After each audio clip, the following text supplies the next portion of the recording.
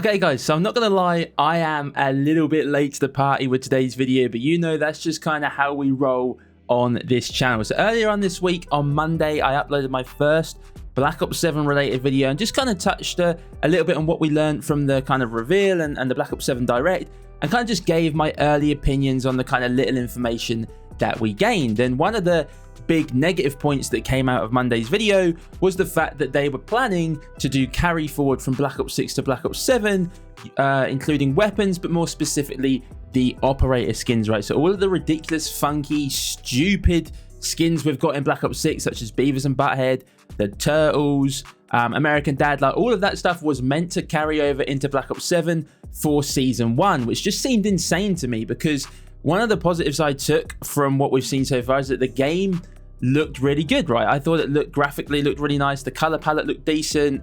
And I just thought it was going to completely ruin the aesthetic of the game if we've just got these dumb skins running around as soon as Season 1 drops. However, big news coming out in the last few days, that is no longer going to be happening. The weapons and skins will not be moving over from Black Ops 6 into Black Ops 7. This is a W, right? This is a W. Don't get it twisted. The fact that they even considered doing it in the first place kind of, for me, just shows how like out of touch they are with the community, right? You know, I think it was absolutely insane to even consider doing this.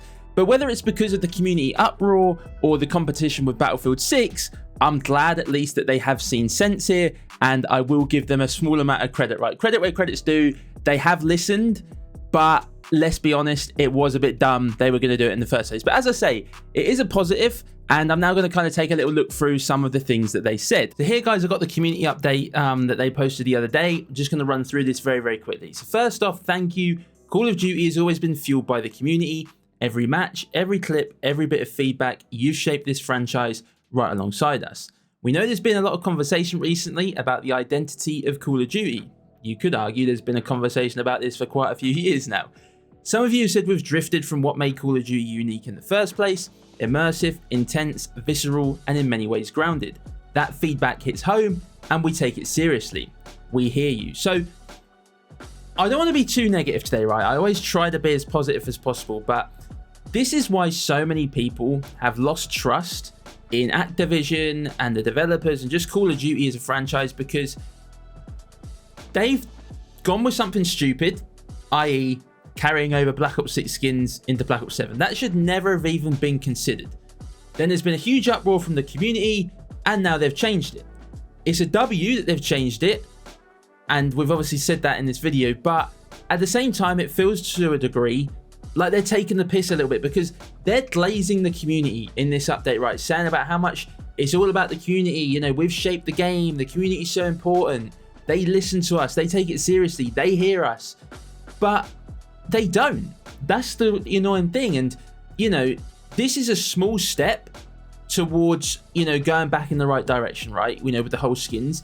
But they've got to keep building on this, you know, moving forward. You know, they've got to stay grounded with the skins. They've got to start looking at the matchmaking. They've got to start looking at cheating, or at least be a little bit more transparent with the community. So as I say, it's good, but it did make me laugh a little bit when I read this, because I was like, you know, you're talking really nicely about the community, but you were going to do something dumb until we decided that you shouldn't, right? So anyways, on top of that, or moving forward from that, throughout development, Treyarch and Raven's North Star has been to deliver a spiritual successor to Black Ops 2 while taking some big swings. You'll see it across Black Ops 7's multiplayer, zombies, co-op campaign, and even Dead Ops Arcade 4.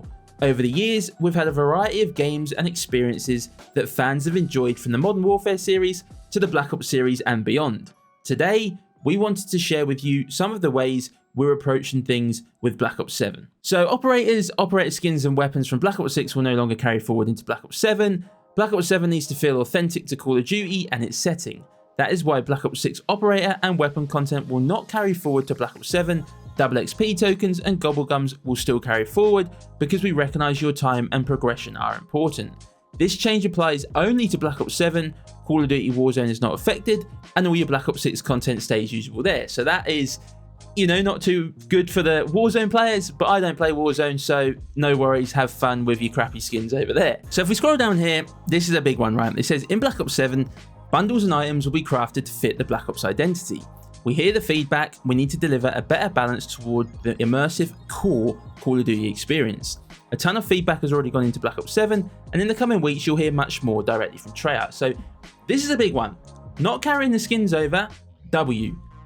Making the bundles and skins moving forwards fit the game better, another W. But will they stick to it, right? I mean, this game is set in 2035, so I'm sure there's still going to be some skins that people don't like some sort of robot style stuff and some kind of weird looking things. But as long as we don't have Beavis and Butthead style skins and turtles and things that are completely nothing to do with Call of Duty, as long as it fits the 2035 setting, create whatever skin you want as far as I'm concerned. But now they've said this, they've got to stick to it. And what kind of made me laugh was, surely they've already made some of the bundles for Black Ops 7, right? Before they even started saying this. So it'll be really interesting to see if they stick to it. If they do not stick to it, that might be it, right? Because this would have been a straight up lie. So as I say, guys, the news around the skins is a W. It doesn't just mean that Black Ops 7 is, in the clear, right? We haven't even played the game yet. We don't know how it's going to play. Cheating is a big thing. They do say some bits here about cheating. They go on to just basically say that they've made great progress in Black Ops 6, apparently, which I don't believe.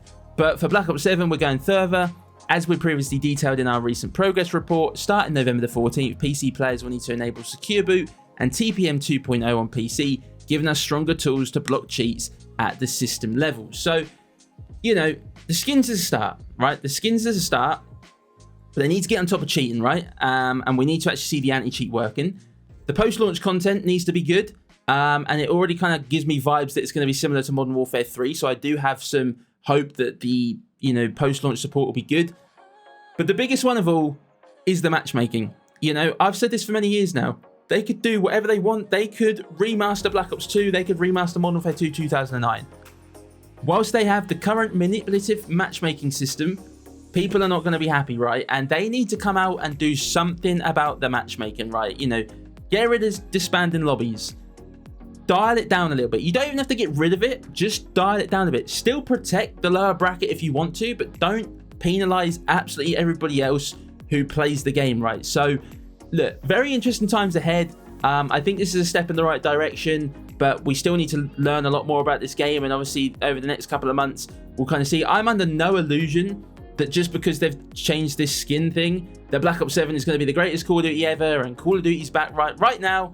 I imagine I'll play the game for a month and end up back on Cold War or something like I have on all the other Call of Duties. I hope that doesn't happen, but that's still where I stand at the moment. But this was a step in the right direction. So I'd love to hear your thoughts, guys, down in the comment section. But as always, look after yourselves, and I'll catch you all in the next one.